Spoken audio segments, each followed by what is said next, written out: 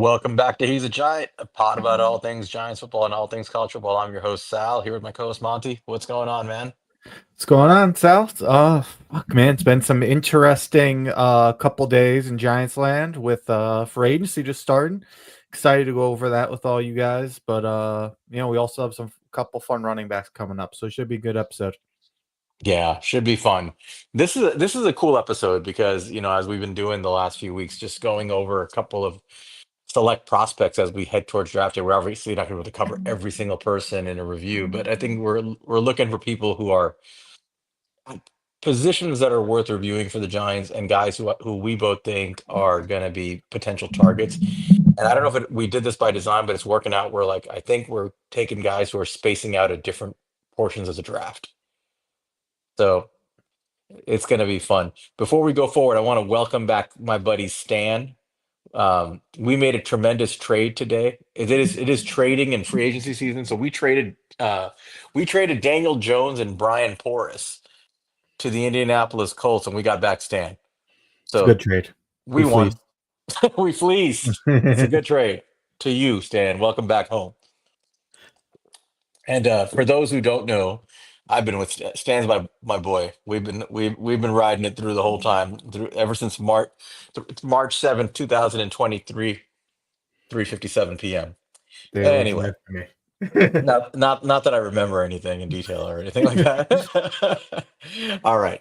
So we got a couple of cool players to go over today. We're gonna be going over guys you probably have heard. One guy you definitely got you guys should have heard of, and Caleb Johnson, the running back out of Purdue, and the other is a guy you may. I'm sorry, not Purdue, Iowa, but the other is a, a running back you may or may not have heard of, unless you're very much into college football, like you guys probably are.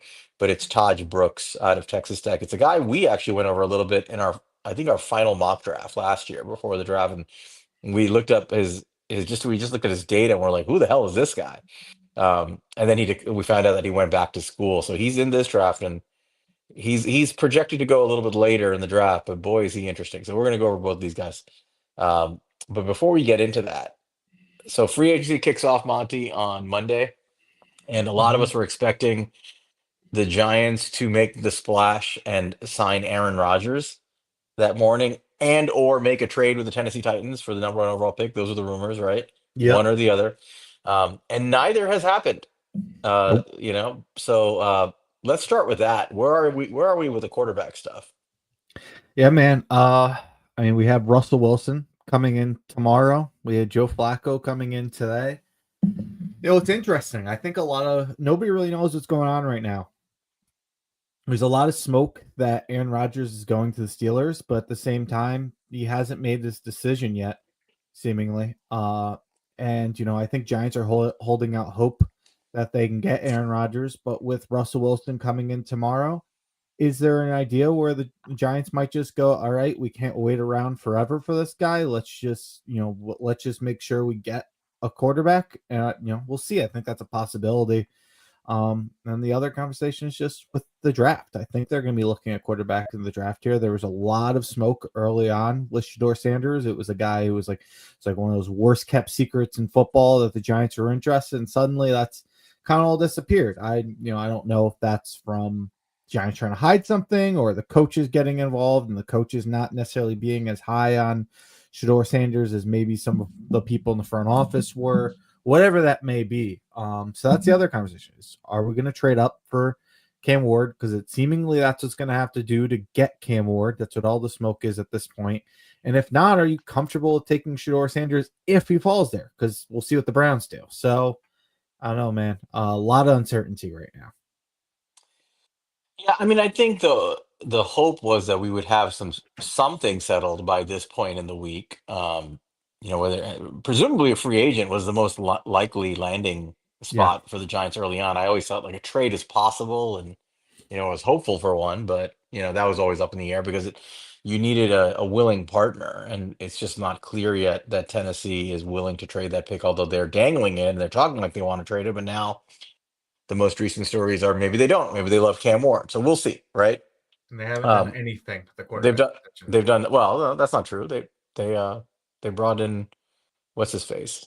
Allen from the 49ers. So he's their new backup after they gave back Mason Rudolph to the Steelers Oh on boy. layaway. Yeah, yeah. I mean, it's beginning to. They're acting like a team that, despite what they said, they're acting like a team that's planning on taking their quarterback Hmm. in the draft. So we'll see how that goes. Um, the Aaron Rodgers thing is really interesting. I was very much in like just sign Aaron Rodgers in that camp. While I thought that this was a desperate guy looking for a job, which he was about a week ago, Hmm. right? And then you get like this humbled form of Rodgers who is like the right combination of humbled and spiteful towards the Jets. I Yeah. wanted that guy, right? And I thought maybe the price wouldn't be too horrendous. He'd come in and he'd stay in New Jersey just to kind of stick it to the Jets. Makes sense for the Giants for a year or so. Now he's got another suitor in Pittsburgh, and he's back to being typical Aaron Rodgers. He's out there on a freaking beach, walking around, contemplating while he's telling teams, maybe I'll wait a day, maybe I'll wait a month. Hmm. Like I'm gonna think about it. Me personally, dude, I would just end this thing. I know the Giants are saying, oh, they're gonna be patient. I guess it from their perspective, they have nothing to gain by just saying we're out of it. Although Hmm. personally, if I were them, I would just make a strong offer to Russell Wilson tomorrow and just end the saga. Yeah. You know. Now, if it was me, GM, you know who I would sign. I wouldn't sign either of those guys. I would sign Jameis Hmm. um, because he's cheaper and he's just much more hilarious. And I want that in the locker room, and I want that joy during the post games. I would love to have Jameis here. I'm still holding out hope for Jameis, but realistically, I think the Giants really need to just pivot quickly, make a strong offer to Russ, get him in the building, get it done, and move on. This Rodgers saga is just it's too annoying, and it's clearly a harbinger of things to come with this guy. Yeah. No, it's we haven't even gotten Aaron Rodgers yet, and I'm already exhausted of Aaron Rodgers. So Yeah. yeah, I'm fully here for just getting Russell Wilson. That was the guy that I advocated for the Giants getting in the very beginning. I still think Russell Wilson's a good quarterback. I understand that he is not the most well-rounded quarterback that everybody's hoping for, but he will open up the deep game of this offense, which we haven't had in a long time, and he will bring competent quarterback play, which is we haven't had in a very long time as well. So, but all of it is for naught if you don't get a rookie quarterback. That's where everything really needs to be right now. Yeah. Um, And I think we should go with that, and it's like a good segue into this episode because if Russell Wilson, who does seem like the most likely candidate at this point, if he does end up the Giants quarterback, as you mentioned, his game like just it's almost like his eyes can't see like over the middle. He Mhm. has he only sees to the sides, and everything is to the sidelines, and a lot of deep balls. He still has a beautiful go ball. Like the touch on his deep passes is still spectacular. He's got that going for him, and I think that you can expect him to push the ball down the field and go vertical, something that Brian Dable would probably value a lot in his offensive play design. He's not going to necessarily be the best quarterback for a guy like Wandale Robinson, right? Yeah. Or the tight ends, working the middle of the field. That's just not his game. But you know what really works well for a guy like Russell Wilson is play action and a strong run game. And Hmm. and that and that's where like if you do go down the road of Russell Wilson, it does make sense to bolster your run game for at least for this year, right? And there's no reason why you shouldn't bolster it anyway, but it makes a lot of sense to try to design an offense for the 2025 season where you build a strong run game and you have Russell Wilson play action. And you can use guys like Malik Neighbors and Darius Slayton and even Jalen Hyatt if he's ever allowed to see the field, Yeah. down the field. So I can see the offensive play design with Russell Wilson, and I think it is predicated on getting the run game going and really building out a more robust run offense. Yeah. And with that note, we have a couple running backs here that we can talk about, and how they might be able to come bring them in and add something to this offense. So you want to dive into these guys a little bit, and we'll talk more for agency. Yeah, yeah. Just very quickly on the quarterback stuff. It was an interesting discussion going on in Spaces this evening. I was only there briefly, but obviously the Giants do not control their own fate. I've been a big, I've been Shador was our joint QB1. I think you're a little bit more of a Cam guy. I'm more of a Shador guy, Hmm. just based on our grading system. That's how it played out. I think we're both very comfortable taking Shador at 3, like Hmm. comfortable, like sticking and picking for Shador at 3. And I think that would be a slam dunk pick for the Giants if they just, whether they signed Russ or whoever, if Shador was there for them at 3, you just take him. But let's just say there's a world in which there's two scenarios I want to talk about. One is the Titans call you and they say, you can have the number 1 overall pick, but here's what it's going to cost you. This year's second, next year's first, next year's second. Do you make the trade and secure the number 1 overall pick to get whichever quarterback you want, presumably Cam Ward at that point? So it would be 3 and 2 seconds. Is that what it would be? 34, and then next year's first and second Oh to no, go to. hell no. Yeah. So our buddy Deacon, I'm pretty sure Deacon was having a crash out when he was saying, I'm doing it, because he's the one who asked me the question. Hmm. Uh, and I said no. And I think that's a steep price. And I understand that means that you may not get a quarterback, but Uh, to me, that's the price you pay from 3 to 1 if you've got an Andrew Luck type player sitting there, right? Hmm. To some extent, a Caleb Williams was viewed as last year. Like Here, those guys, just just even a blue chip quarterback prospect, a true right? blue chip quarterback prospect. Yeah, yeah, exactly. So I said no, and then the question to that was, well, what if Cam goes 1 and Shador goes 2? Then what, right? And to that I say, well, now you have the best player in the draft available to you. That's still Travis Hunter, as far as I'm concerned. Hmm. You have another blue chip star in Abdul Carter waiting for you, and you probably have teams willing to trade up to get one of them. Yep. And we made this point when we talked about Travis Hunter. He is the closest thing to quarterback value in a prospect that you're going to get in a non-quarterback if you really want to trade the pick, right? So in my world, I'm sitting there if I'm sitting at 3 and the 2 quarterbacks are gone, it sucks, but presumably I've signed a guy like Russell Wilson to at least play for this year. I'm taking phone calls and saying, all right, what are you going to give me? You know, and I'm opening it up to anybody in the top 10, really. What are you going to Hmm. give me? Maybe even further. It depends on what I get offered. But I'm targeting somebody else's first round pick next year. I'm targeting another day 2 pick, maybe their second this year. I want or a third and a first, something like that. I want blood for that pick, and I have a feeling you could get it for teams that may want Travis Hunter or Abdul Carter. What do you think about that? Yeah, man. No, I agree with you. I think, we wouldn't look. Sometimes you can't walk away with the quarterback, even though you, as bad as you need one, as bad as you want one. Sometimes it doesn't fall that way. And in reality, as much as we all want a quarterback, and really as much as Brian Dable and Joe Shane really need a quarterback, if they go 1 and 2, they go 1 and 2. That's what happens. And like you Yep. said, still have the best player in the draft sitting there for you. This isn't the only draft you can address quarterback in. It's unfortunate. I don't want to wait another year, but the reality is probably a good chance we're getting a new head coach and GM in next year anyway, and they will Right. get the chance to pick their guy. Maybe it works out all for the best. But I understand as fans we all want it, but this is not, you don't just trade up for a quarterback just because you need a quarterback. You don't give the entire future. It's got to be a calculated decision. And Yep. I would be all for trading back, and that makes the decision easier if you're out of position to move up and get a guy, because then it's not, you're not trading away the future to do it. You're trading away surplus picks you got by trading back the year before.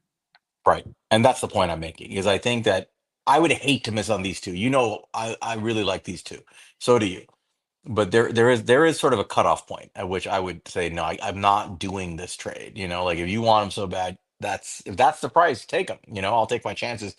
There are quarterbacks in this class that I would feel more comfortable saying, look, I've got Russell Wilson in the building. I mean, it's not ideal, but I'll take one of the other guys on day 2 or day 3 or Mm-hmm. whatever, right? Or even trading up if you want somebody that bad. So I'm with you. I don't feel comfortable making that trade with those prospects on the board. And I'm very much a get the quarterback guy in your draft, but that's a lot of that was the stick and pick philosophy from last year, when it was basically for free. Sat That's why there, you do played. it when you have the That's what, opportunity. yeah, that's spilled milk, right? What can we do about Yep. it? Anyway, you want to get into these prospects? Yeah, let's get into it. So, like you said, there's two guys here. I'll pull up the first guy here because this is the bigger name, and that's a guy, Kaleb Johnson, and I'm sure many people have heard of Kaleb Johnson, running back out of Iowa. He's been, as much as I've seen, he's been talked as high as running back two in this draft. I've seen people very, very high on Kaleb Johnson, so I was really excited to dive into him and kind of see what Kaleb Johnson's all about. And I will say his running style, I think, fits the Giants offense well. I'll give it that. And I think, the things that he does really well, he's a very decisive runner with the football. He's a one-cut style runner. He really is efficiently identifies lanes and hits them with zero hesitation. He has really good breakaway speed. I mean, if you look at some of these stats here on the screen and those who are listening, carries of 15 plus yards. He had 28 this year, which was third in college football. He had a ton of breakaway yards this year. He has really solid receiving ability out of the backfield. I don't think he's anything special, but I think he's more than a reliable receiving weapon who I think honestly can be a better receiving weapon in the NFL than he was in college.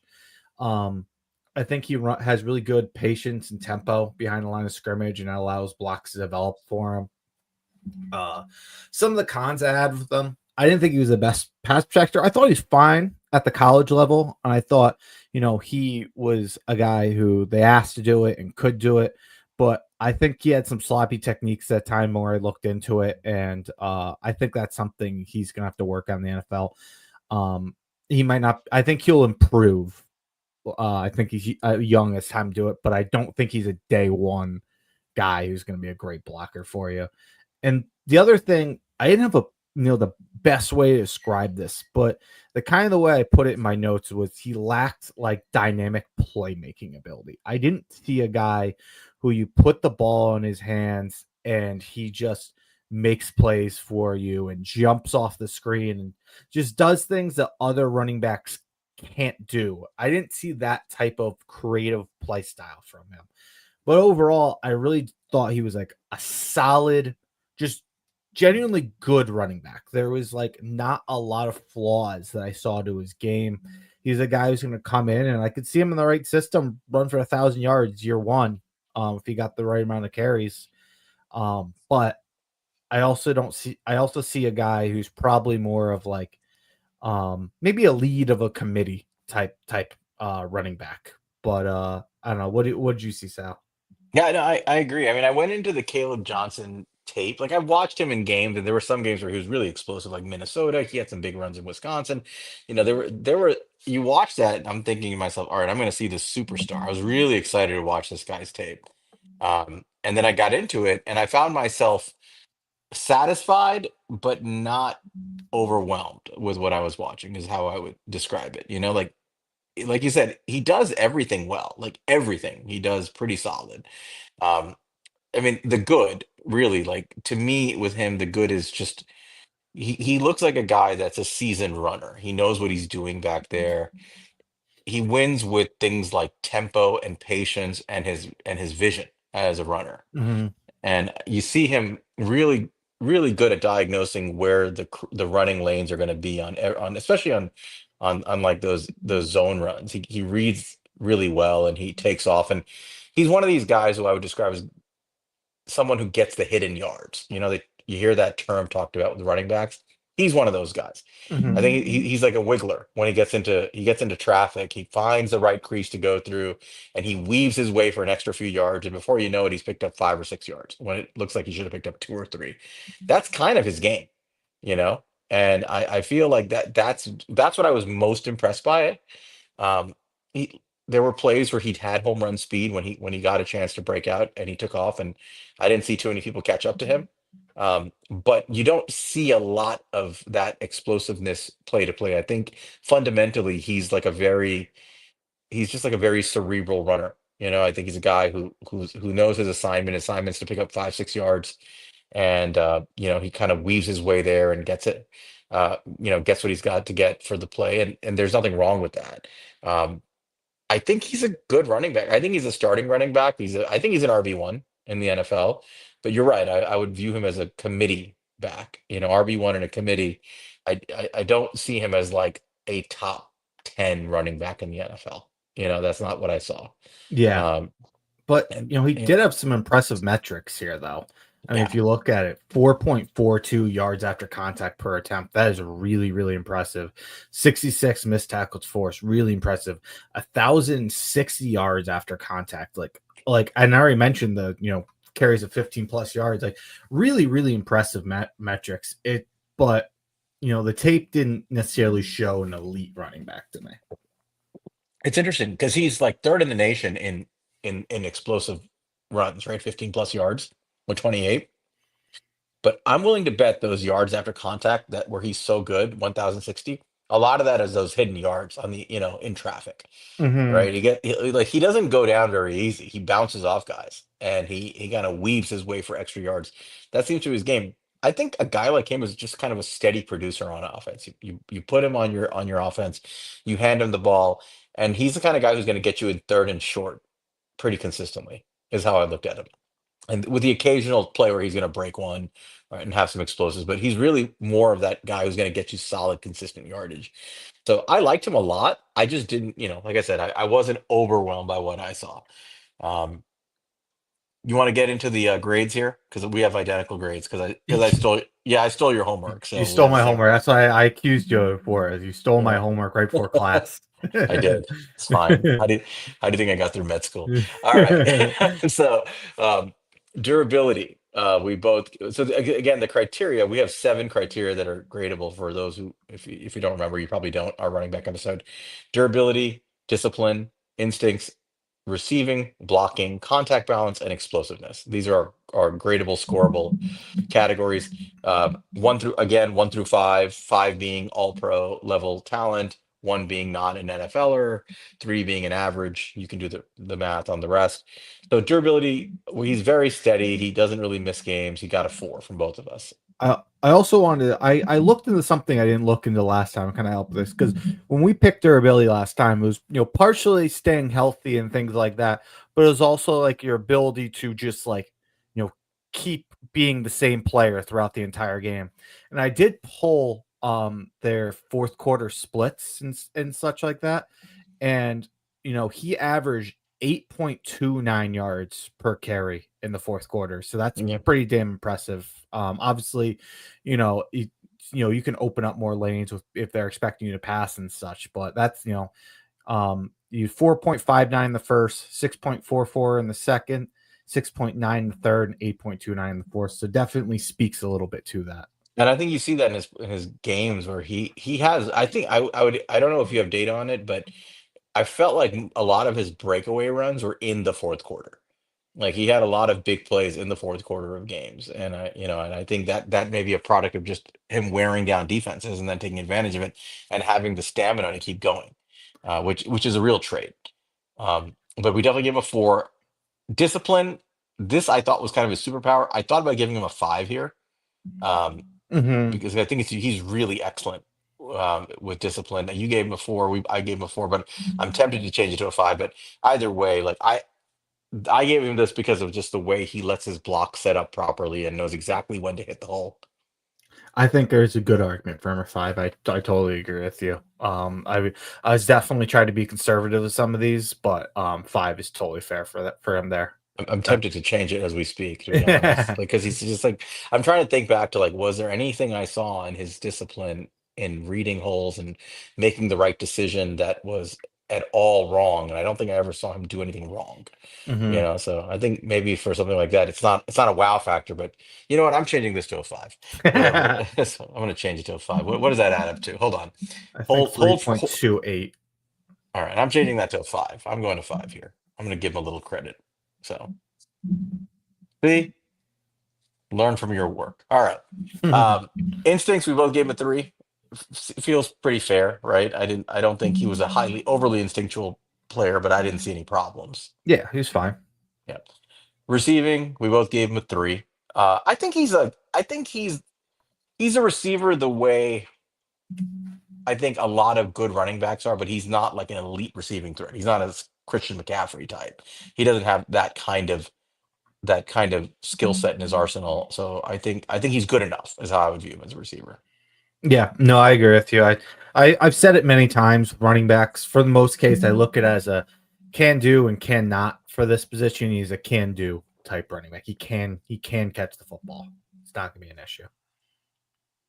Uh, where were we at? Blocking. Okay, so we both gave him a two here, and I think this was an easy call. Like there's definitely some missed assignments, Hmm. and I saw him get run over a few times. He kind of leads with the shoulder Yeah, at times. Like, yeah, no, I agree with you. not his strength. Mm-mm. Um, It can and improve though. I totally think it could improve the next level. Just not going to be a day one like good blocker on the field. but this is one of those underrated things for running back that really matter to get a rookie on the field, right? If you can't, I don't think he's like Eric Gray bad, but like I think he could improve a little. I think he's serviceable there. I'm not really worried about it, but I do think that if when you go up against NFL players, if you're not able to block properly as a running back, they're not going to let you stay on that field. No, it's You totally know, true. so It's how you get early snaps. I mean, you saw it be a huge problem with Eric Gray. yep, it's why he doesn't play, quite frankly. Hmm. Contact balance, we both gave him a three. I could have given him a four here, but I thought Hmm. it was good, not elite. Yeah, I didn't see it consistently enough for me to give him a four. He definitely showed it at times, but I didn't see like something that was special Right. above And the average guy.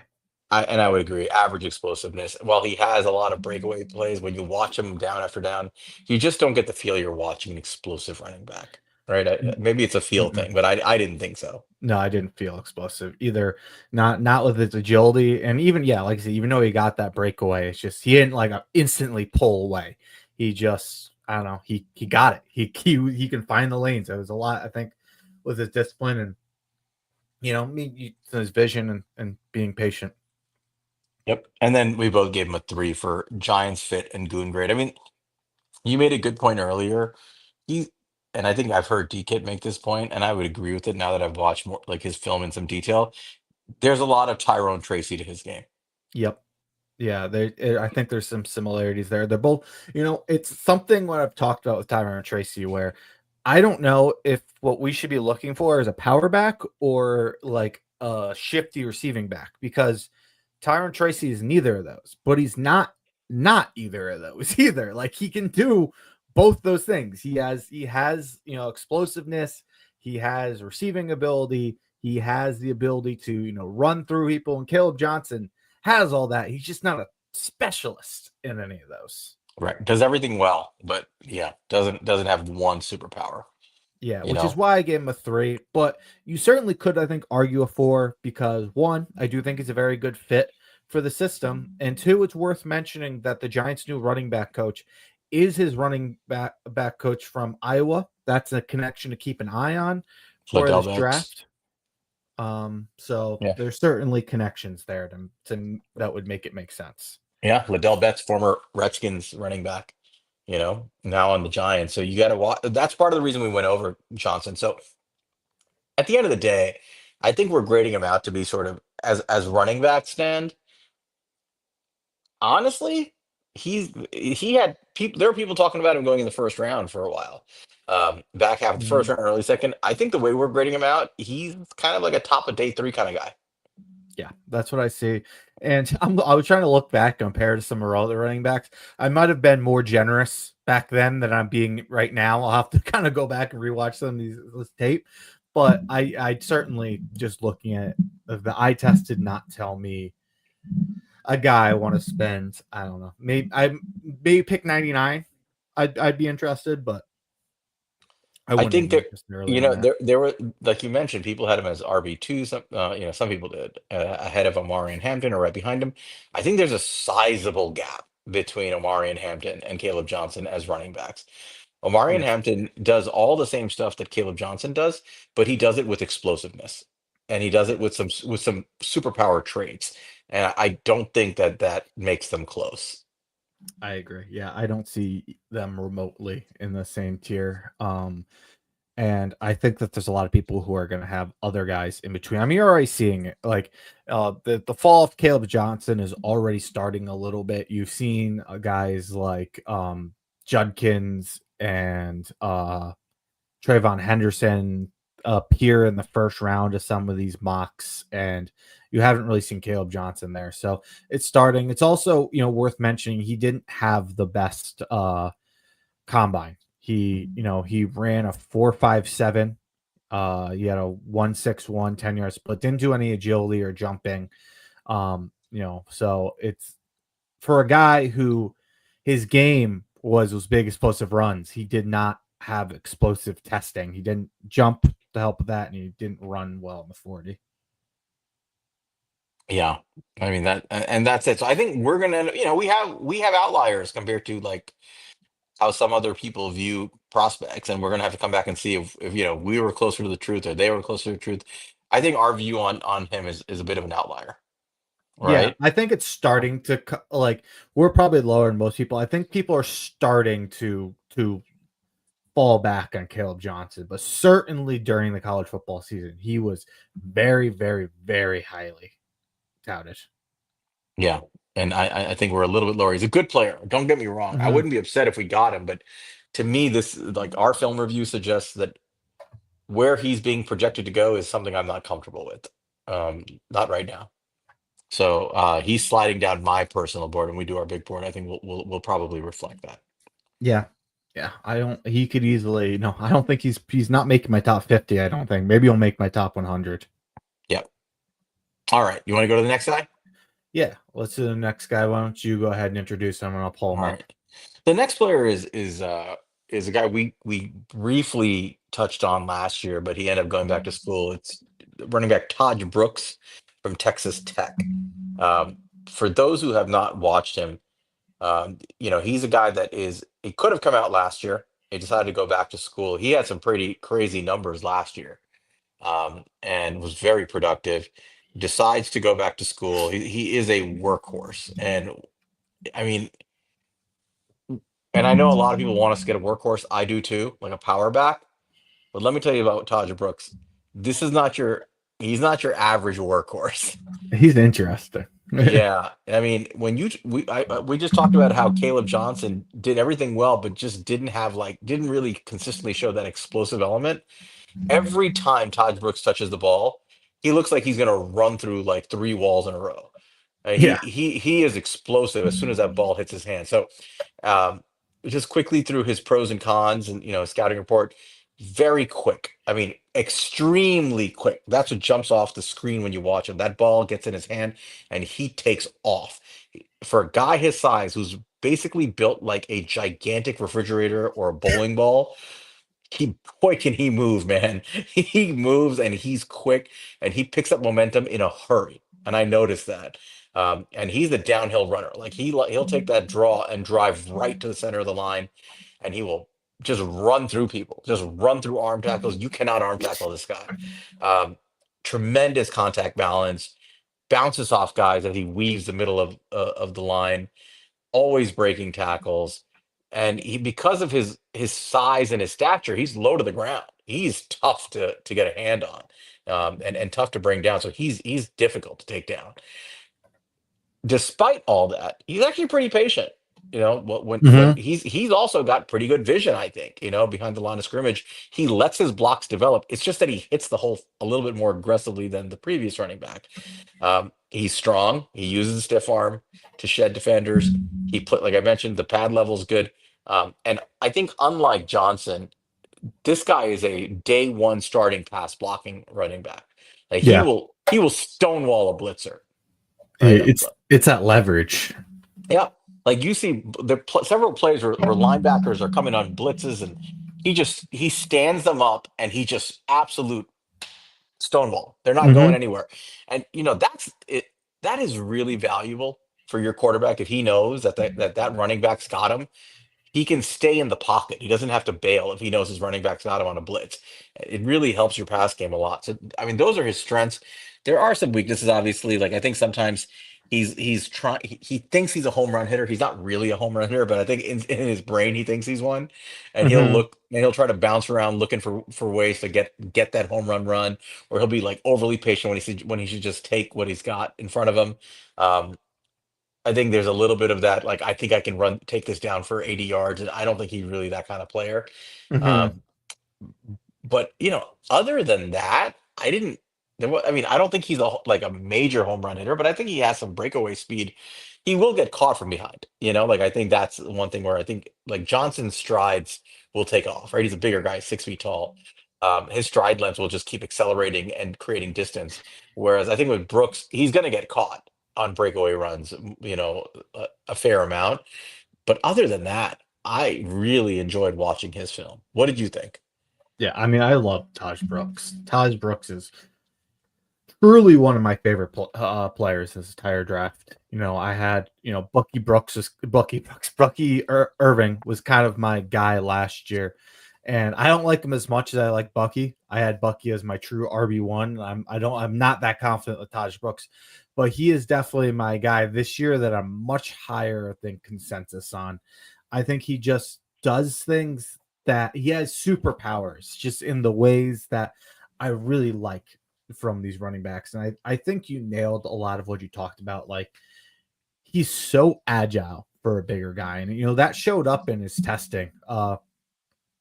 It's the guy who got elite testing in both the shuttle and the 3 cone. So, for a big guy, he really does have agility and he can move. So you see a guy who can kind of, change directions quickly. He'll try to get flat and get to the sideline. He can do that immediately and try to break those runs. He can do it occasionally. I think you mentioned like I do think it's an issue at times. He'll try to break those out more often than not. Sometimes remind me a little bit of watching Saquon when he was here. It's like, dude, you're too like with Saquon. It's like you're almost 240. This Like guy's 230. He's 5'10", yeah, 230. He's a big dude. Just yeah. go right, just go downhill. Yeah, It's dude. I just- was just like, just go up. Like Saquon at that time, I was watching Tahj Brooks. Like, just go up, just get the yard. You don't need to try to like break everything outside. You're gonna run through somebody and get it. So there was some of that. Yeah. I mean, it's funny. He is so patient sometimes. Like, I will see him just completely sit there behind the line, like hand on the back of his lineman, looking around, looking to make a move, and then he'll go and get a yard. And sometimes I'm sitting there like, Taj, like make a move, get a play. Like you don't want to like totally stop your feet with the type of like size and strength you have. Like you could blow these guys over, but at the same time, like his patience is so interesting because you get him in the right situation. He has the type of ability that he could be a high end running back with that. So um it's I don't necessarily know what you want to do with that at the next level, but it's definitely something I noted. But yeah, I mean, overall, I mean, this guy's just total bowling ball. He is a guy who will knock people over. He will bounce off you. He's just so hard to tackle. He has a vicious stiff arm. He's got those like little punches with the stiff arm. He'll punch yeah. you like he'll knock you off. He's just an excellent runner. He generates momentum. He generates it quickly too, Mhm.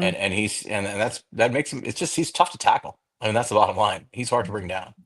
He really is. He is somebody who he's not the perfect running back.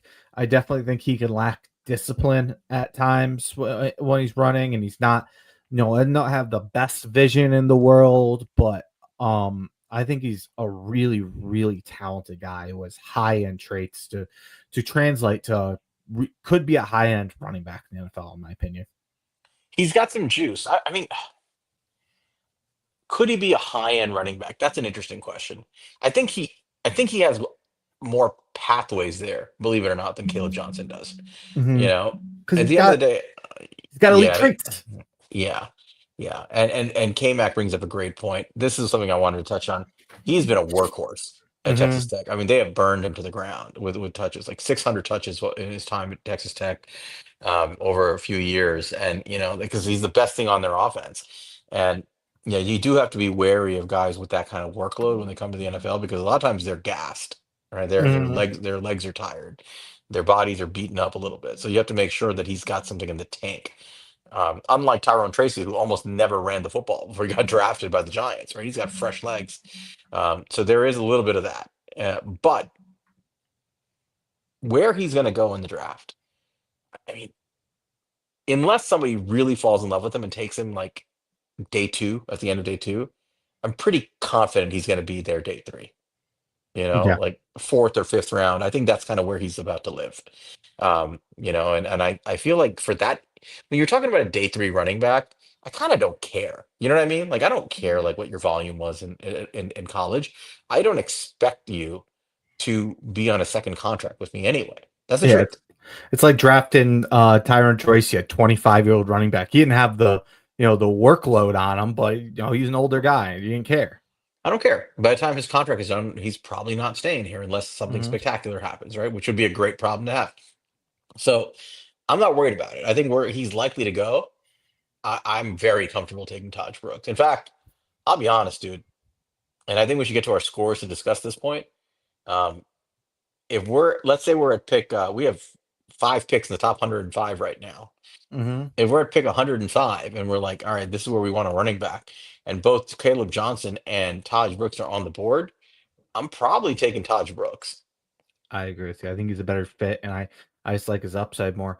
Also, want to say one here. I just I pulled it up. It looks like they're starting to add things here at the first look PFF. I really like what Trevor said. Totally kind of agree with what he said here, where it's just like for the negative here, he lacks true play speed and north to south urgency. That's kind of that. I think that's really what I noticed is the north to south urgency. He for a guy who has that, it's just not what he does necessarily, but he is he impressed me in so many ways.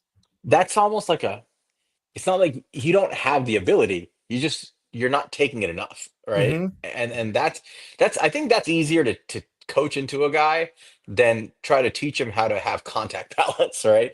Or how Yeah. to weave short area quickness. He's got those things. Yeah. I mean, you've seen it with Giants running backs in the past. You saw it with Saquon. Even Brandon Jacobs was a guy who he's like, you're such a big dude, and he would start dancing around a little bit. It's like, buddy, just put your head down. Yeah, drop your shoulder and run through people. Yeah. So Just, I would bet on a good coach working with Tahj Brooks and just kind of training him to be like, listen, man, we brought you here to run people over right over the middle. Just take the ball and go. hmm. And he'll be very successful. So let's get to his grades, dude, because I think we both liked him and the grades reflected it. Yep. So again, durability, much like Caleb Johnson, I saw no issues. Plays like I mentioned, he's a workhorse. He plays every down. He also is pretty consistent throughout the course of the football game. So we both gave him a Yeah. 4. I'll also mention here, looking at some of his splits here, average 6.63 yards in the fourth quarter. That was, over a yard better than any other quarter he averaged. And he had 17 carries of 10 plus yards in the fourth quarter. He averaged 11, 8, and 5 in the other quarters, respectively. So a guy who really did not lose steam in the fourth quarter. Discipline. You gave him a 2. I gave him a 3. I want to hear your rationale for giving him a 2 here.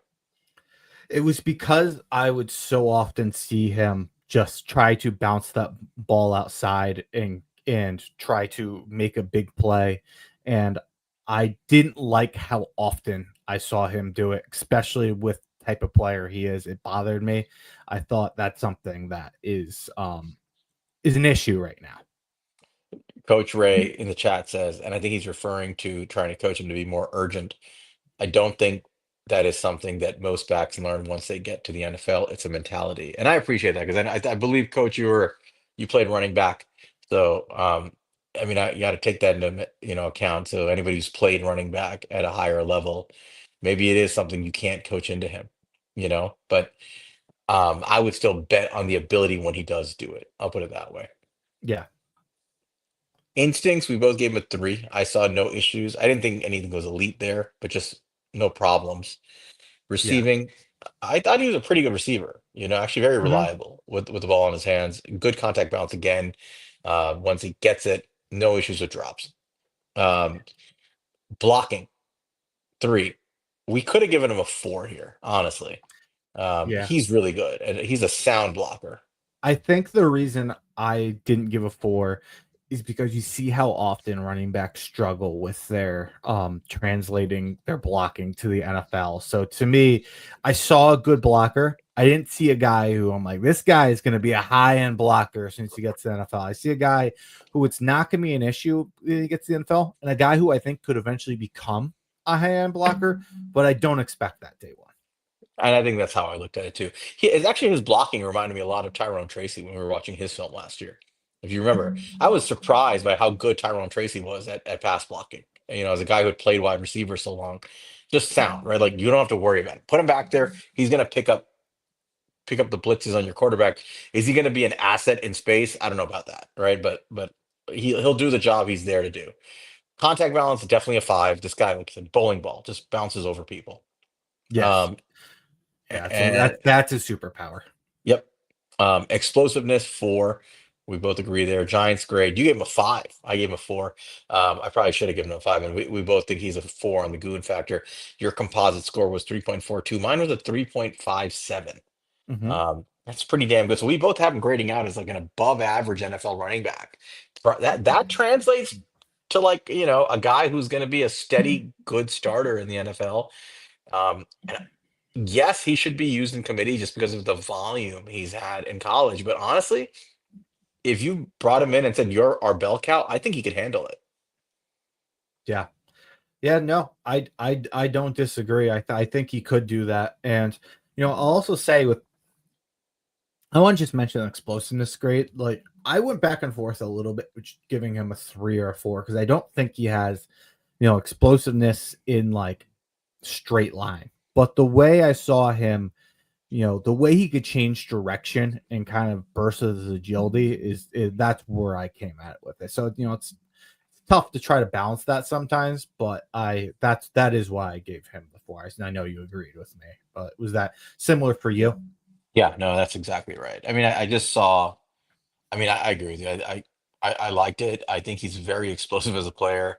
Um, it's like I think I mentioned it when we started. It's the second he gets his ball. Yes, there are definitely plays where he's a little hesitant to hit that north south hole. But there are plenty of plays on tape where as soon as he gets it, the second his feet start moving, he just looks like he's just accelerating faster than everybody else. And he's creating a lot of momentum. So that's where I got my grade from. A couple stats I just wanted to call out before we move on from this for Tahj Brooks. One, he didn't have as many missed tackles for us this year, only had 58, which is still a lot. But the year before, when we started really like love Tahj Brooks, he had 96. That's an insane number, almost 100 missed tackles for us. But something he did do really well this year, he had 26 carries of 15 yards or more. A And lot of his yards were breakaway. Yeah. that similar with Kaleb Johnson. I mean that put him at 4th in the country. So, it's something he did have in 2023, but something he did better this year. Yeah. Ball security, really good, coach. Like I think he had 2 fumbles. Credit to him this year. So he's fumbled the Mhm. ball, I think, a total of 5 times in 5 years in college.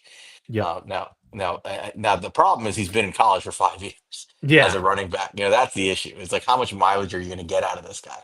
But I mean, he gets about. I mean, for a guy who's had 2 fumbles and 287 carries, that's his number. That's pretty good.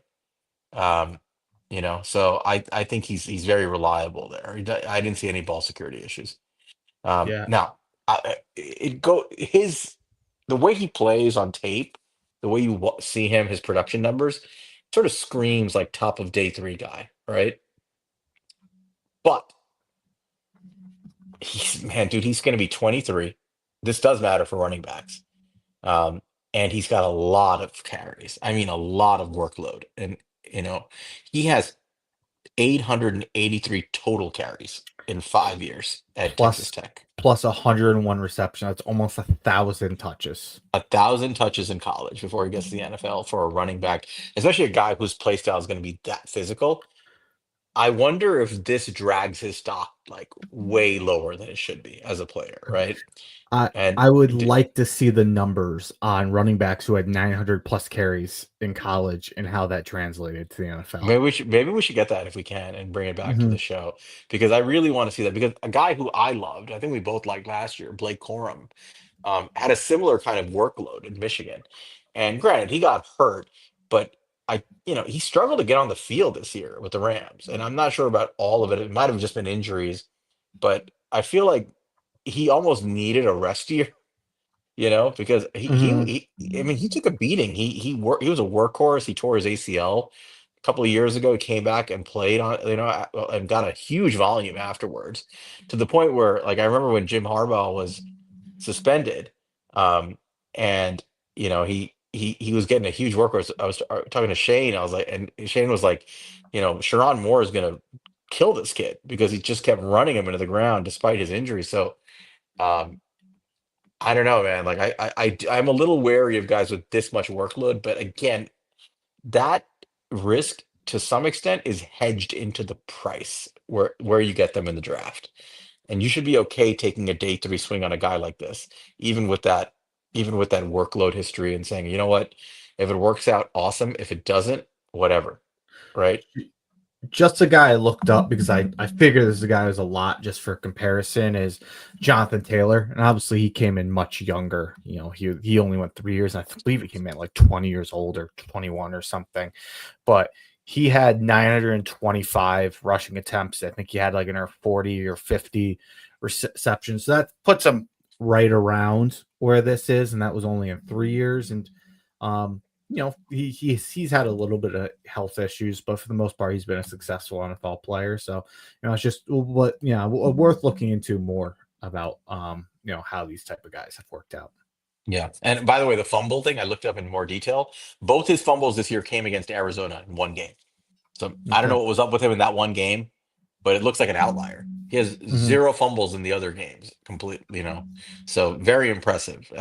And that matters, right? So does he fumble? No. Ball security is excellent. Can he pass block? Yes, really well. Is he sound with the football? Does he get the tough yards? Yes, yes. He's checking all the boxes. Like the only thing he doesn't really check is honestly the that instinctive, just you're so big, just run downhill. That's it. And he does it. He just doesn't do it every time he gets the ball. There's too many plays where he's a little bit hesitant to just run down the middle. And I promise you, like if he takes that ball and just goes into the pile, he's gonna drive it backwards for like 4 to 5 yards every single time. Every single time. So We have a new person in here. Just wanted I was asking the Goon grade. It's homage to our buddy Big Blue Goon on X, but essentially it's just how much of a badass do you play like? It doesn't actually affect towards our final score. It's just something we threw in there for fun to kind of add. But yeah, it's basically do you play with a chip on your shoulder? Are you going after people and play with like a killer mentality? yeah, are you a sociopath? Is a better way to Yeah, put it. All right. Like, are you playing football in a way where you want to hurt someone every time you're on the field? That's kind of what it exactly. comes. Like Shiloh Sanders is our highest graded goon this year. We haven't even graded him, but I can tell you right now, Shiloh Sanders is going to have the highest grade in the entire class. Like, How much dog do you got in you? all right. So that's those two. So again, coming into this, I thought I was going to get like second round grades on Caleb Johnson Hmm. and like fifth, sixth round grade on Tahj Brooks, and we're getting them really kind of come closer to the mean. In fact, Brooks in our both our minds is ahead of Caleb Johnson. And is just raw film review, right? Now there are other factors: age, health, carries, work, all that stuff matters, right? Play style, fit in an offense, all that's going to figure into where they go. And I'll be very surprised if Caleb Johnson is not drafted ahead of Taj Brooks. I would be surprised by that. But we're not going to go by consensus and all that stuff. We're just looking at the film and saying, what do we see? And we're grading it based on, factors that we, again, for those who don't know, that we developed based off of Bill Walsh's scouting guide. These are the things Bill Walsh looked for in running backs and every position. And so we're grading those factors and scoring those. So based on those metrics, where we're trying to be as objective as possible, Taj Brooks graded out quite a bit ahead of Caleb Johnson. Yeah, I mean they were decently close to their grades, but yeah, he ended up, with a couple points here and there, and ended up ahead.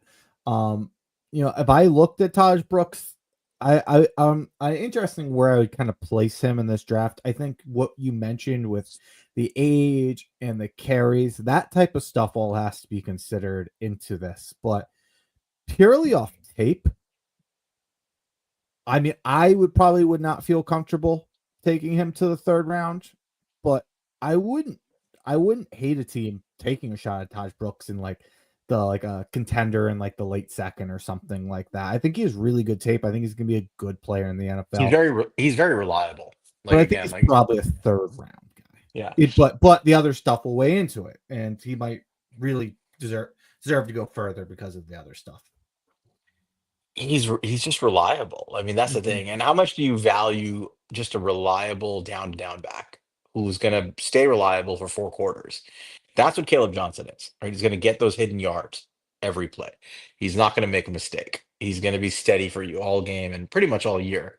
Um, there are a lot of guys like that in the NFL who are very productive and have pretty long, decent careers, right? Guys Mhm. like Tyler Algier, right? Guys like that who are Yep. just Too count. consistent performers. Where do you value a guy like that? Would you give him a second round grade? What's his name? And Seattle is kind of similar, although he has more breakaway speed. Zach Charbonnet. Yeah, yeah, but like those guys. Shub I think or I think I think teams will value that, right? They will Mhm. value it. Uh, how much? I don't know. But Tahj Brooks to me has an element of like mess you up factor that I really like, and I think the Giants need that kind of player. Mhm. Was he Yeah. graded as RB3? I don't know. We have to go back and look at our scores. And to be fair, like our grading before versus now, like when we're not doing it at the exact same time, we're not necessarily trying to lump it together. So I don't know Yeah. where he graded. I'll look at it quickly. I doubt he was. He might have been three. He might have been. No, I was No, off. actually, no. We look, Monaghy was very high, and I liked Monaghy, but I think I was being more generous then than I was today. Yes, I think obviously we had Genty one. Obviously, I think we had Judkins two. I'm pretty certain of that. I think it Right? was Hampton too. Was it Hampton two? Okay, we had Hampton two. I think it was Then we had Judkins 3. Judkins three. We did this before. This was in vogue, by the way. Where Mhm. back then everybody had Judkins two. So it was Hampton three, Hampton two, Judkins three. Who do you have four? Was it Henderson or was it Magangai? It might have been my own guy. Might have been Magangai's. Yeah, yeah. So he's somewhere in that. He actually graded out similar to Magangai. Yeah. Oh no, we didn't do Henderson. We did Ollie Gordon. We hated him. Oh, that's right. We didn't. We should do. We did Henderson a year ago. That's why I was remembering Yeah, Henderson. yeah, it's a Um, while ago. yeah. So I mean, I think he would grade out like yeah, Maganga is probably around where he falls, right? Mhm. Um, and yeah, Different style. I like the Bradshaw Napoleon complex. I do like that. Yeah. There is a little bit of Ahmad Bradshaw in his play style. I would agree with Mhm. that. Very sneaky, aggressive, and explosive, and powerful. So I really like this kid. And I think the difference with Manangai, and I haven't watched him in a little bit, was he was a good running back, but I think the difference why I would like Tahj Brooks more is because Tahj Brooks has a superpower. I don't think Manangai really had a superpower. Yeah, no, I agree. Um, Scadaboo Johnson. We haven't done a Scadaboo review yet, so I think that's going to be an interesting review, I and see would where he not be stacks up. surprised if I had him higher. I think I will, but I'll have to see. Yeah, Monty had a comment earlier when we were discussing this where he said, "I think I'm going to end up having a bunch of running backs ahead of again ahead of Caleb Johnson." And you know what? Um, I wouldn't be surprised because again, I really like him. Maybe we're being too hard on him. Maybe we're dinging him for being good at everything and not great at anything, and Mhm. maybe that's the issue. But when I really think about it, I'm like, there's nothing wrong with his game. Like he's very steady at everything. But um, you're looking for something, right? A home run hitter, Mhm. a power back, something that makes him stand out. And I just don't think he's going to stack up with others in that area. And it's a good running back class, the deep running back class. So it's gonna it's a lot of competition to go up against. I won't be surprised if Johnson and Tyrone Tracy are like very similar running backs in the NFL Mhm. during their careers. I think that and Tracy, nobody thought he would be as maybe not nobody, but people didn't think he would be as productive as he ended up being as a Mhm. thousand total yard guy first year, even though he tailed off towards the end. Um, but I wouldn't be surprised if Johnson has like that kind of production, right? Like 700 to 800 yards year one, a mixture of a few hundred yards on the ground, and like really solid, but nothing spectacular. Mhm. No, I agree with you. And it's easy to kind of make with the Iowa, but I do think there's some similar. Tracy's got more juice, but and he's a more natural running back. But I think they're both well-rounded guys. All right, so that's the two that we're going over this week. Let me see, where are we? We're only at an hour. We have a whole hour to go. There So, you go. so let's look forward to what's going on. Obviously, next week we're going to have a couple of more players. I think we're going to hit wide receiver next week. We kind of debated doing wide Mhm. receiver this week, so a couple of guys that we're going through a few players that we want to review. But I think just a couple of the guys we thought about were, a few of the names uh, were Higgins, Jalen Royals. Um, there was somebody else. I think you wanted to go over Jalen Noel, right? Mhm. Yeah, so there are a few guys. Now I'm not doing Savion Williams, dude. No way. He's not a wide receiver. I don't know where to put him. He's his own category. He'll have his own episode. But, um, yeah, Ricky White's another one. There's some good Mhm. ones to go over, so we'll have to pick a couple and go over them. But what are we looking forward to in the coming days? Do you think there's going to be any more action here in free agency as we approach the last few weeks before the draft? Last 6 weeks, I guess. Quarterback. Quarterback's what we're looking forward to at this point.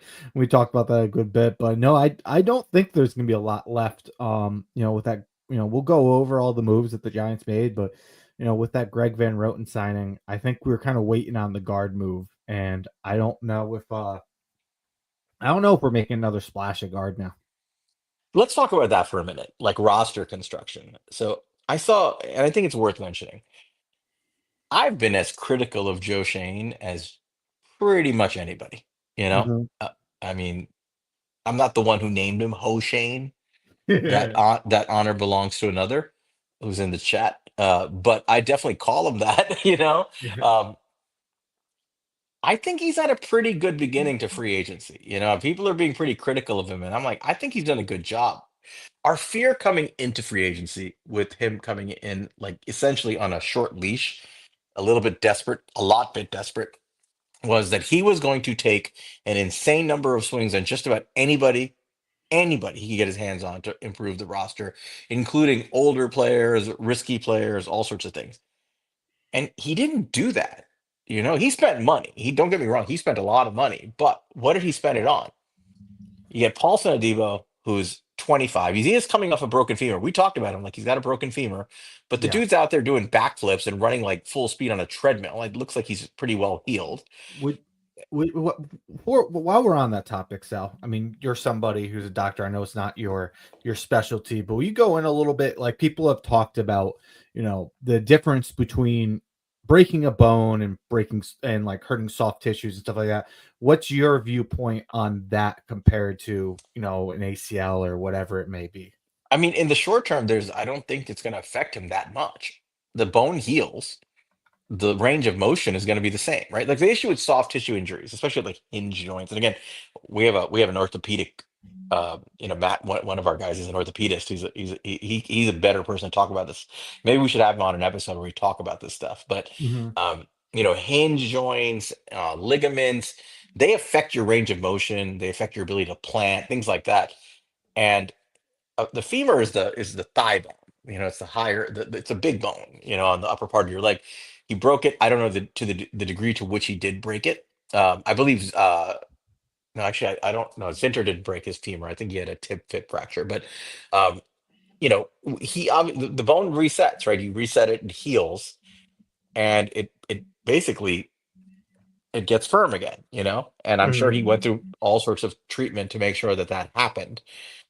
once it's fine again, it's structurally pretty sound. It's never going to be as good as it once was, but the risk is that it breaks again. It's not that it's going to affect range of motion, right? The Hmm. range of motion is going to be the same. The knee's fine, everything else is okay. So unless his leg shortened a little bit, which can happen, you know, that I don't expect it to affect him that much. Whereas versus like you tear your ACL, you tear your Achilles, it's a very different recovery. That you have problems with moving those joints, and I think that affects you a lot more in terms of explosiveness and fluidity. So I don't think it's going to affect him that much the way he looks on at least on video. Who knows? Like hopefully he doesn't get hurt again, but I don't think he's someone I would expect to be too limited. And I don't think Joe Shane's given him the contract he did without medicals clearing. Like there's Yeah. like people, there's no way that his medicals didn't clear. It turns out apparently he had a pretty strong market, right? He had teams that wanted him. So I think his medicals were fine. Hmm. Yeah. I mean, here's the thing. We talked about cornerbacks, and my biggest worry going into this was all of the top cornerbacks available really were third contracts guys. And I am so worried about giving a third contract to a cornerback. That's a position that drops off so fast. And then there's a lot of guys who were, Because you lose your speed. yeah, and there's a lot of cornerback twos. Then and Debo is a cornerback two as well. But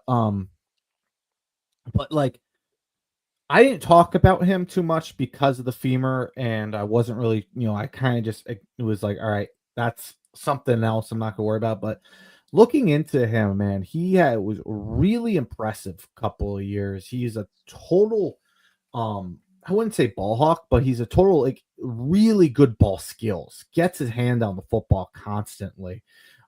Bigger guy. He's, you know, I hope I know we're not much of like a man press, but I hope we do some more like press zone and whatnot with him and Banks, because those guys are both thrive there. But at 25 years old, I think that comparatively to everybody else in the market, that is the cornerback signing I like the most. Yeah. I mean, I liked it a lot. I think it's what we needed on this team. He's a young player. I think it's decent value. He's not cheap, but I don't think he's like over the moon expensive either. I think it's pretty right down the middle. The other signing that was big, there were two, right? Two more. One was the other one was getting Javon Holland in here. Now, a lot of people got upset, and you and I argued about this the night before he was We signed. did. And I was like, they should sign Holland. They can get him for 3 for 45. And you were like, he's not coming here for 3 for 45. He's going to Nope. get 20 to 22 million a year. And then, like within like 6 hours later, he signs for 3 for 45 exactly on the dot. I was like, I yeah, thought see? I thought there was no way, which is why I love the signing so much. And I was sitting there, I was going, look at what like Trayvon Moehrig got. Trayvon Moehrig got Yeah, 17 17. million a Yeah. year. And I'm like, this guy is so much better of a football player than Trayvon Moehrig is.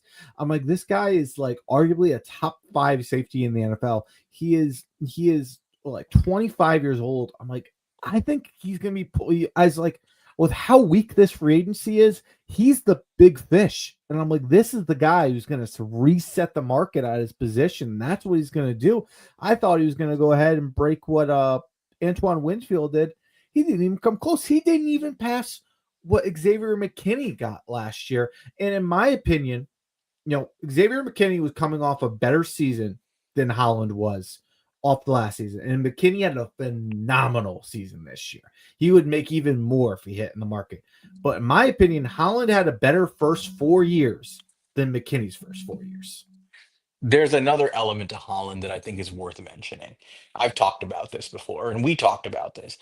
Tyler Newman he's a good football player, and you and I debated whether or not he was the right pick, but we never disagreed with the quality of the player. You know, Mm-hmm. very good He was football player. one of our BPAs. He was one of our BPS for sure. Like on our big board, he was up there, right? And so it Mm-hmm. wasn't like I remember when he got taken. I was out at an event with my kids, and I think I heard about it, and I kind of shot a message to somebody, said, "No, he's a good player. Like that's a good pick." I Mm-hmm. didn't know the whole board, at the time, but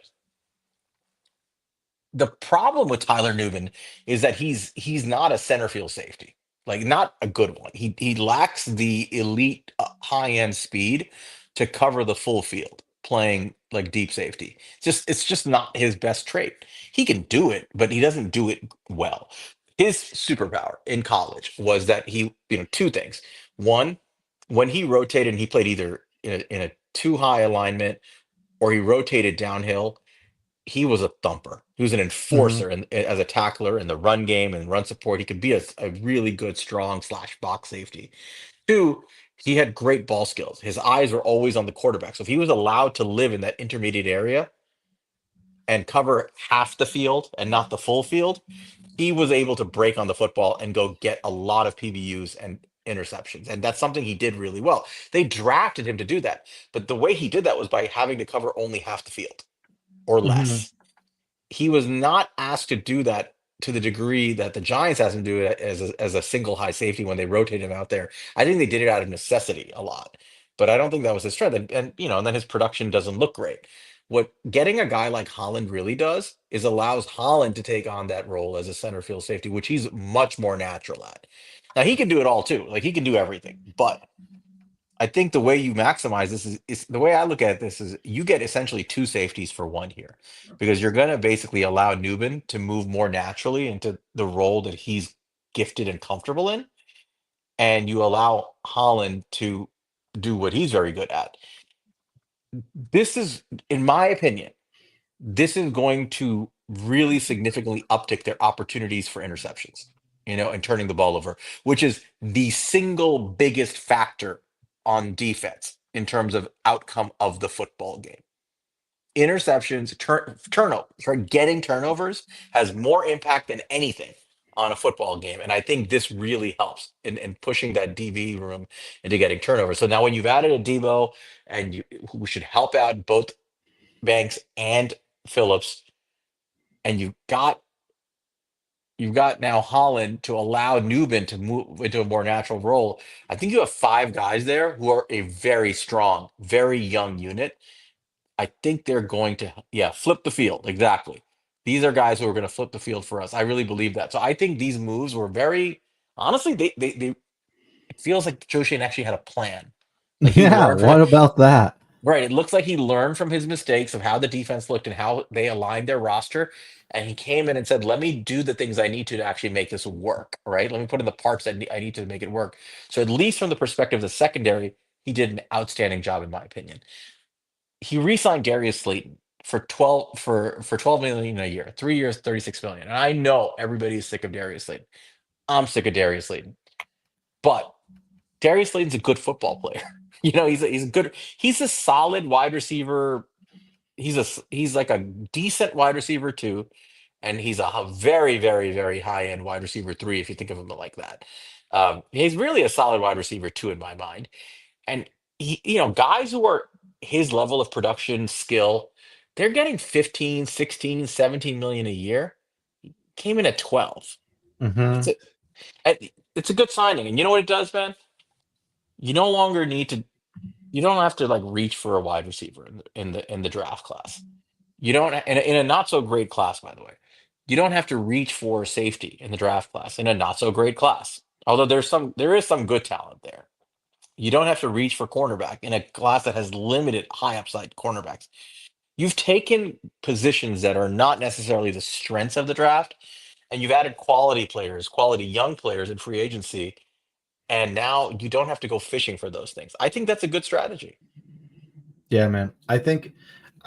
Look, we were both under the. We both made the argument we wanted to add like a more of a proven vet to this room, and not that Slayton isn't a proven vet, but more of a guy who's been a tie-in talent and just isn't that anymore, but has been there, is still a good player, and it's not going to be entirely expensive. But I mean, I both you and I made the argument for a long time.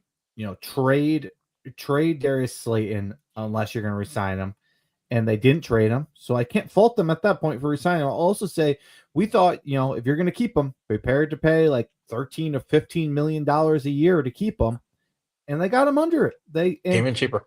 and I'll say I felt more and more confident that that's what he was going to cost when I saw what a Khalil Shakir got on the open market. What I saw, what a Diami Brown got, what a Tutu Atwell got. Like I was very confident that this guy was going to get upwards of 15 million, and he simply didn't. And yeah, I think Slayton's a good price. I It's a little unsettling that our offense is exactly the same right now. It's minus a quarterback because we still haven't done that. But um, I thought it was a smart move to bring him back. And like I said, it allows us some flexibility in the draft.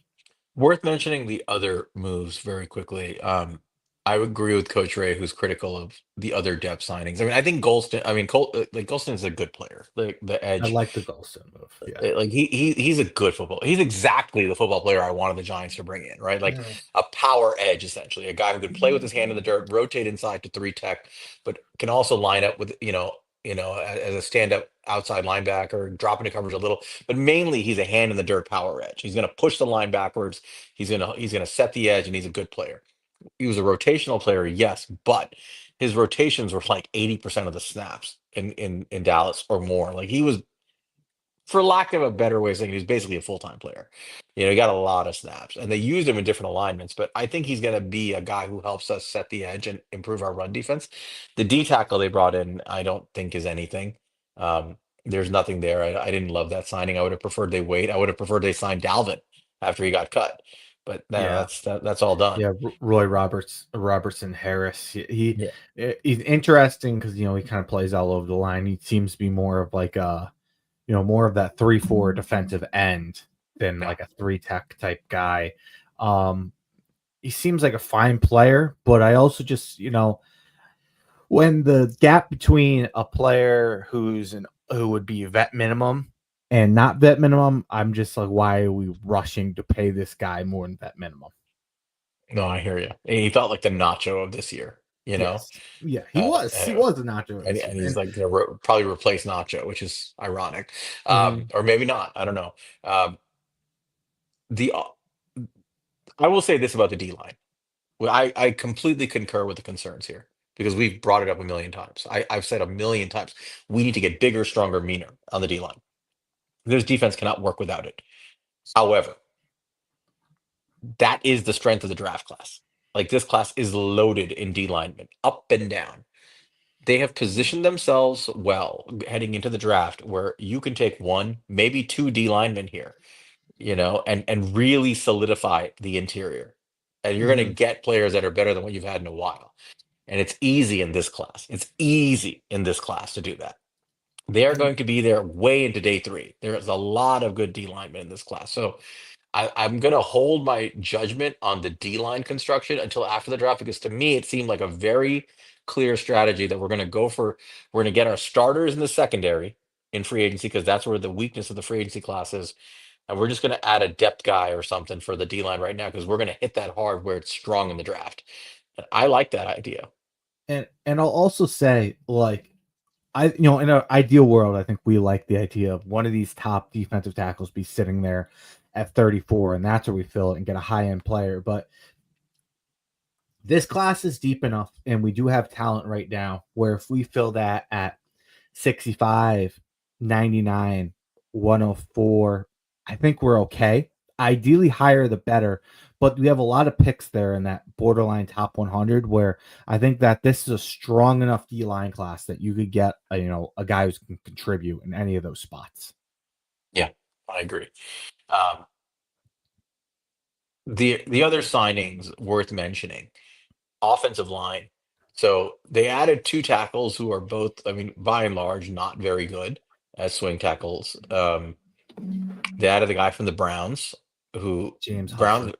James Hudson, who was a converted what was he, a tight end? No, he was a Was he? defensive. He was a linebacker or something, or defensive lineman that they converted. Yeah, or he Interesting. I didn't he know he that. he converted from defense. He played defense in college in Cincinnati, and then he converted, if I recall. Um, Very athletic.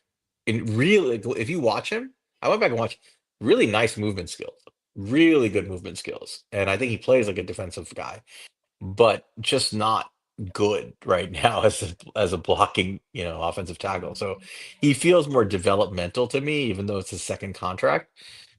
We'll see what they do with him. I don't know. Maybe they'll coach him up. The other guy they signed was Stone Forsythe, who was the swing tackle and backup in Seattle for the last several years. Hmm. Big dude out of Florida. He's like 6'9".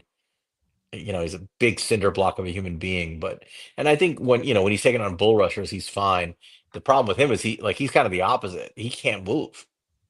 He's very weak moving laterally. I think his wingspan and his size are kind of enough sometimes to give him some room to wiggle and help. But I didn't love that signing. I know some people are more excited than I am. I hope they're right. Um, I've seen him play in Seattle. I wasn't super impressed. Yeah. No, I mean, I think for vet minimum, I like that signing a lot more than James Hudson, but neither of them were super encouraging. James Hudson did not sign for cheap. James Hudson, I mean, all in all, it basically is a 1 year, $6 million contract, basically, because you can get out. It's like 4.5 this year, and you can get out for 1.5 next year. So it's basically like 6 million in cash this year, and then you're out. But James, but my worry is just like, yes, that's a little bit of an overpay. Don't love that. That part I don't like. But what it bothers me most is I really wanted us to make a splash where if we get an injury on the offensive line, this entire offensive line, this entire offense isn't going to fall apart. I wanted to be prepared for once for that situation. And to me, James Hudson doesn't solve that. You signed him almost as like a developmental guy for like Yeah, 6 million, and that's not what we need. We need a vet, and you're already paying 6 million. I will pay 7, 8 million to get a proven guy like we won Morgan Moses. And don't know, I don't think we would have got Morgan Moses because he he gets a got a start starting with job. Pages. Yeah, Yeah, he's not going to come here to be a backup for the same amount of money. So I'm not like, but he did sign for 8 million. But there's like a name that pops in my mind is like a guy like Trent Brown. Trent Brown was basically um he wasn't a full-time starter in the Bengals. They had 3 tackles there, and he's a guy deals with injuries a lot. But if he who worked with Carmen Brasillo, both in New England and in Vegas at a time, if he could come in here, pay him like $5 million, $6 million, like we did James Hudson. He's a little bit older, but and he's has his injury history. He's a guy who could be a legitimate, like not even necessarily a downgrade when healthy. From at least from Luminor, from not to AT, but still very good tackle. That's like one I would have loved to make. And I don't think you're making that type of move after James Hudson. yeah. No, I hear you. On the interior, they did sign Greg Van Roten. I think we Which both we agree were that. both advocates for. Yeah, and we both thought he was going to wait till camp. So I'm assuming they guaranteed him a couple of $1 million over what he thought he would get, just to lock him up. And I think that's sound, right? Just get him Mm-hmm. in. Let's not worry about this. I know there are differing views on this. A lot of people just wanted to get a starting right guard and just get this over with and not have to worry about things. But they're going down the road that I kind of want to go down, which is I need to see Evan Neal compete for the right guard spot. And not only that, and I'm with you there. Like I want to see Evan Neal compete. And personally, if he does, and doing this, you're not relying on Evan Neal winning that job. I am perfectly comfortable with Greg Van Roten being a starter next year. He's a guy who doesn't miss games. He had the best pass blocking efficiency on the line last year. He works well with Illuminor, like perfectly comfortable with him. I have no issue with him being, I wish he was the worst offensive lineman on our line. Unfortunately, our center hasn't worked out so far. But regardless, ideal world, he's a backup, but I'm okay with him being a starter. But the other side of this, I don't want to go into this paying our entire offensive line. That's not how you construct a team. We got to draft a guy at some point. We got to go into this draft and get somebody. And maybe then we'll start this year. Maybe you spend a year developing them. But come on now. We can't sign our right tackle, sign our right guard, sign our left tackle to all like solid contracts and then be like, well, we have to get rid of center and sign a new guy now there. Like, can we develop some guys? And like that's what we got to do at some point. I can't pay everybody. Right. So I want to see. I definitely want to see Neal. I believe in Neal as a guard. I think that his run blocking film is so impressive when he's allowed to just push downhill. He's a dominant mammoth human being, and he's just impossible to move when he's able to work like that. That I think as a run blocking right guard, he has the potential to be an elite offensive lineman. Really, like he's got that kind of raw power and strength. So And I really, really want to see him get an opportunity not to just get the job, but to compete for it. Because quite frankly, if he can't beat out Greg Van Roden and presumably a rookie that you're going to draft, because I'm assuming they're going to draft somebody they're who not can going to go play. an entire draft again without drafting a Yeah, rookie, in you're, my you're going to opinion. draft someone like who's going to have most likely you're going to draft someone who has tackle guard flexibility, right? Hmm. Most likely that's probably their greatest draft need. You can argue that they need a center too for sure. I don't know if I would draft that. I probably would just sign that personally, but or I would move, Greg Van Roten there. To be honest, he can play center, or consider moving somebody else like Kubis or Hmm. even John Runyon, like other Yeah, guys who can play the position. I'm not necessarily reaching for a draft pick there, although the kid Jared Wilson he's intriguing. he is But indeed. we'll get to that. But I think I want to see what Neil can do. Like if he can compete and win that spot, that might become a plus for this offense where you have a guy like that. And everybody's sitting here yelling for Tevin Jenkins, and I understand Tevin Jenkins is a high end player who's had a lot of injury issues. You know what? I think Evan Neal has potential to be our Tevin Jenkins, a guy who's had his injury issues, but a guy who's struggled and really failed at tackle and made it work at guard. I think there's a potential that Evan Neal can be that for us. Yeah, no, I agree. Um, we shouldn't forget a guy like Jake Kubis that they were developing, who actually showed some flashes of being pretty decent. The North Dakota State kid, the Hmm. UDFA we got last year, he actually showed some flashes. Um, I see somebody in the chat mention I would run and take Gray Zabel at 34. Well, Gray Zabel played with Jake Kubis, a year ago. Hmm. So it would be interesting. I wouldn't be opposed to Gray Zabel if he's there. Right? I actually don't think he'll be there. I'm pretty sure Gray Zabel's going to the first round, but Oh, who knows? You never know. So guys fall out, but. I just like the idea of trying Neil there, and drafting somebody who can have some tackle guard flexibility, like a guy we went over a couple of weeks ago, or maybe it was last week, in the kid from William and Mary, Charles Charles Grant. Grant. Charles Grant has elite athleticism and elite arm length, and probably could hold up a tackle, but I'm almost 100% confident he would be a fairly dominant guard, just the way he plays and his just natural profile. So you could take a guy like Grant and have him there as your developmental lineman who can probably play guard and tackle, and he'll probably be there in the third round. So these are the kind of things that they can potentially do to address the position without having to sign somebody. If they sign somebody, fine. But I don't know what you do with Evan Neal at that point. I guess you just cut him or you just leave him on the bench until it's over. I really don't know. Yeah. I'd like to see what he can do. I'd hate to not see what Evan Neal could do as a starting guard. If there's a chance he could do it, I would hate to let his entire 4 years of the Giants go by and not see that, And, because I have a strong feeling if we do that, he goes somewhere else, he'll probably go to the Eagles, right? and you're And sitting there like the Jets watching Mekhi Becton be a Super Bowl right guard. yeah, or the Titans, right? With Hmm. Callahan, I could see him Hmm. jumping at the opportunity to get Evan Neal in there. He's already got Evan Neal's clone in there, and J.C. Latham. I could see him getting Evan Neal and putting them next to each other. So I need to see him at guard. That's kind of it for the offensive, the approach to free agency so far. Well, Um, there's one guy you didn't mention. Just speaking of North Dakota, is North Dakota State is Chris Board. oh yeah, That was another signing I liked a lot. Chris Board was more of a special teams signing, a very good special teams player. But everything I've learned about Chris Board is that teams that he's on seems to really like him, and it seems like he's a guy who's come in at times to play linebacker, has been a good coverage linebacker, which people it's hard to find, and has been a reliable guy.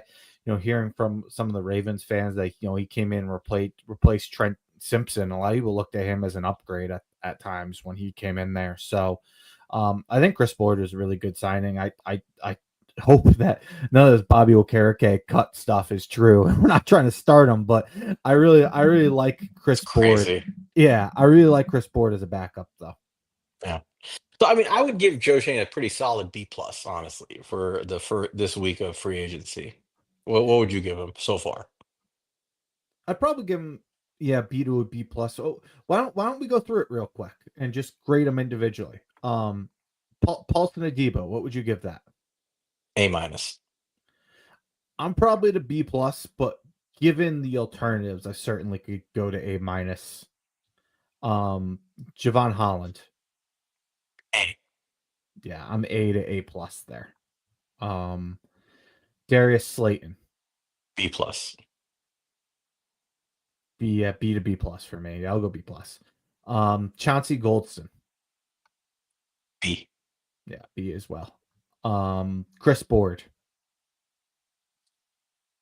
A plus. I think what'd you say? C plus. C plus. I'm at like a B. I like the board signing. Okay. Um, James Hudson. B. What? D. Yeah, I'm like D probably. I'll D minus before I saw the I can contract. see I can C minus him. Um, just based on the athletic profile. I can see what they're doing here, right? But Hmm. maybe that's being too generous They because I could probably paid. They paid him. They didn't just like I wouldn't give a shit if yeah. they didn't pay him.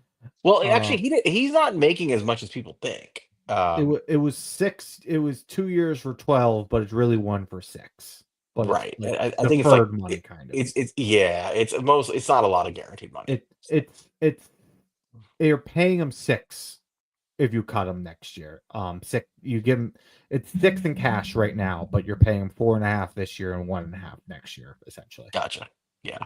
Um, Stone Foresight. And it's I would see because of need. I'm going to give him a C minus. Yeah, that's where I am. I mean, I don't know if you really even need to include that one, but Roy Robertson Harris is probably the last one worth mentioning here. It's a D. Yeah, I'll go C minus. I've heard some good things about it, but yeah. Yeah, I mean, got some A's in there, got a couple of C's and D's, got a couple of B's. It's averaging out to like a B to B But plus grade. Yeah. but the big signings were the ones we liked, which is important. Right. The weight is on the first three, right? Like Hmm. that's where the weight is. That's where the money is. The big money was spent well, in my opinion. So Yeah.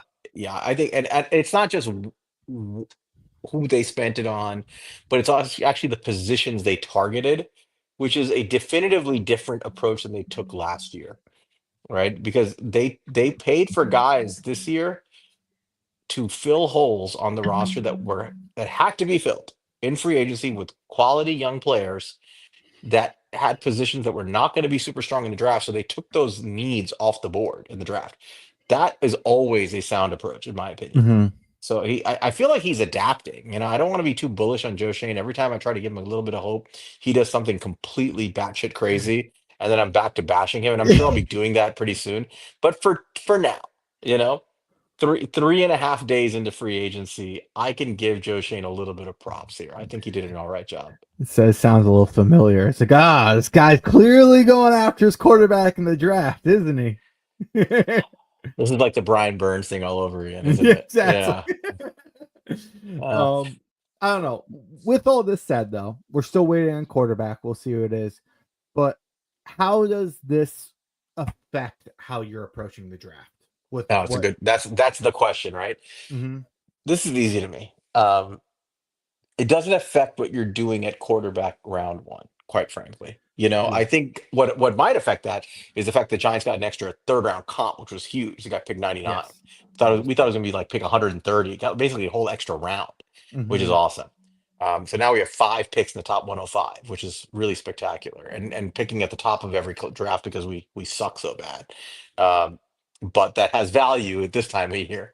Um, if I can trade up to one, if I really, I like Shador. Most people like Cam Moore. That's cool. I'm fine with that. If they like Cam Moore and they feel like they want to trade up to one, do it. But like I said, I have a limit on what I'm willing to pay. Hmm. Personally, I'm not willing to just give up whatever to get up there. Yeah. I think my main line is next year's first. I don't want to give up next year's first at all. I I would probably vote against. This is closer for me, but I'd probably vote against trading both seconds, both this year second, next year second. Anything outside of that, for the most part, I'm open to getting creative. I'm open to go a second, third, maybe in our fourth, and give them some picks. Spread them out over a couple years and give them like a nice little package. I'm okay with opening up something like that. I really want to. The main thing is I really want to hold on to the first. That's the main Yeah. thing for me. But what I really would do, honestly, is my preference, my personal preference, not what I think the Giants will do or whatnot. It may work out this way. Is I would stick and pick at three. Mm-hmm. I would not trade up. I would stick and pick. And if Shador Sanders is there at three, I'm taking him. I've got my quarterback now. I don't care what anybody thinks of him. I like him. You know, I like him I think too. he's good. I think he's good enough to take at three. You're not trading anything to get there in my mind. You get him at three, and now you still have four more picks that are in the top 105. You've got your quarterback in line. You've filled need in free agency very nicely. Now you can just start really hammering the draft strengths, which, by the Mm-hmm. way, are at positions that would really help your team, like D tackle. O line, the interior O line, D tackle. There's some strength there on the mid rounds here, and running back. And suddenly a guy like Travis Hunter, who I love, who's a fantastic player, starting to look like a little bit of a luxury pick with getting a Debo there. Banks is hopefully going to be your CB2 next year. Are you gonna would you then make Hunter a full-time wide receiver? It's not a move that, of course, you're adding a great player, but you're not just plugging a need like it looked like before. You're not going to get as much mileage with Hunter at this point with the way they've constructed the roster, assuming if you're only taking Hunter if you've missed on Cam Ward and Shador Sanders in the top two. Mm-hmm. I'm still very I'm still very like suspicious that won't be the case. But we'll see, right? Like there's a lot of smoke out there right now that they may go on to. We'll see. But Mm-hmm. if you did miss Could out on happen. them, it could happen, certainly. If you did miss out on them, to me, what they've done so far signals that they should be in prime position to trade the pick for Travis Hunter. I really feel that. Like I don't feel like you have to take Travis, although I would if I'm sticking and picking at three in this world, I probably am taking Travis Hunter because he's that good in my mind. Like you can draft him over just about anybody, and he's just an outstanding football player. But I would be more inclined to trade this pick and see if somebody in the top 10 would be willing to work with me here and I agree. get extra picks on day two this year, get ideally a first round pick next year, if not at least a second round pick next year. Like there are things I want for that pick, and I would absolutely consider trading it if I lost out on the top two guys here. But if I got Shador at three, I mean, I'm just going real solid BPA in this class the rest of the way. I think Mm-hmm. I mean, you have to get a D tackle for sure. You got to get some, you probably got to get two, but you got to get at least one, right? And I think you're definitely going to walk away day two with the D tackle. If you don't, if you have Shador round one and you have your other picks, you're going to take a D tackle somewhere either in the second or third round, almost certainly, right? You have two third round picks, so you're going to take one somewhere there. Other than that, dude, you're just going best player. If the best player is Donovan Jackson at 34, take him. If the best player is if it's Luther Burden at 34, if he slides, take him. Right? Mm-hmm. If the best, even though you don't really need a wide receiver, but he's the best player. If the best player is, you name it, Darius Alexander or Derek Harmon. These are all guys who Mm-hmm. could be there. Take them. And you can do that up and down the draft. I promise you that if they take this approach where they get their quarterback at threes, like we said last year, stick and pick your quarterback at six and go BPA the rest of the way. I have the exact same philosophy this year. Yeah. No, The I'm team with will you. be I better. Yeah. I think the only thing that we got left at this point is we still really need to add something to help defensive line. Luckily, it's a very good interior defensive line class.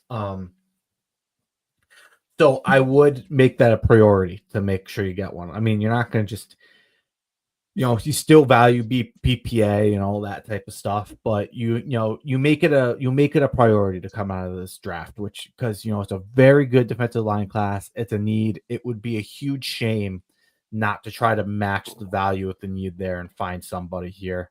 But yeah, outside of that, as far as positions prioritize, I'd like to try to get a running back.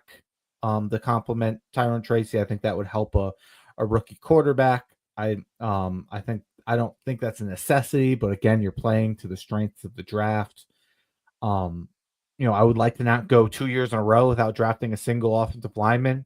Yeah. So I'd like to do that at some point. Again, helping out a rookie quarterback. I think that, and especially, the way we really haven't gone at it hard in free agency. So although I don't think we need to make this move, because we need a starter this year, but I do think it's something where we need to start developing a guy. Um, outside of that though, I would like a wide receiver. We'll see. I would like a D end, but we'll see. We made it a little bit easier. We'll see what happens with Kayvon this year. I don't think we need a safety anymore, except for maybe late. I would add a corner. You can never have enough good corners, but it's not something you need. Um, I, I'd be open to a linebacker, especially if they really are looking to move on from Bobby Okereke, maybe next year. Maybe that's something you prioritize. But yeah, I think that for the most part, you can just go BPA in this draft. I mean, outside of quarterback DT, you're not looking at the roster and saying, "Oh my God, I need to take these picks," right? Like Hmm. there's just they've actually done a decent job in free agency, and that's why I'm grading him highly in free agency right now because I just feel like that part of things has been taken care of, right? So you can, yeah. So one T brings up a guy like Ravel or Bemo, like Siobhan Ravel or Benjamin Morrison. If they fall because of their injuries and they're sitting there on day two, and your pick is up, and you have reason to believe they're going to be healthy like within a year, Hmm. take them. Yeah, I've seen BMO fall a little bit in some of these mocks. Yeah, if you could get BMO at that, pick 65 or something, that would be a really good value. Yep. So it's definitely affected the draft, and I think we're gonna have to get into mock draft. So we were thinking about doing a mock draft today, but we're like, it's too soon. We got to see how all the free agency plays out, Yeah, see they what don't even happens at have quarterback. 99 in PFF yet. Yeah, we'll wait for 99 to show up and Yeah. on the mock simulators. But I think that's it for now, right? Do you have anything else No, I don't really have anything else. Shout out to Joe Shane. You've done a good job so far. so far? Finish the job though. Finish the fucking job. The most important part is still left to do between the draft and you still don't have even your quarterback for agency. So you need to finish the job. Let's see what he does the rest of the way. Hopefully, he secures a quarterback and or the first overall pick within the next few days. And if he doesn't get the first overall pick, which is beginning to seem less likely anytime soon, at least sign a quarterback that you can trust. You know who that is, Joe Shane, Jameis Winston. It's Jameis Winston.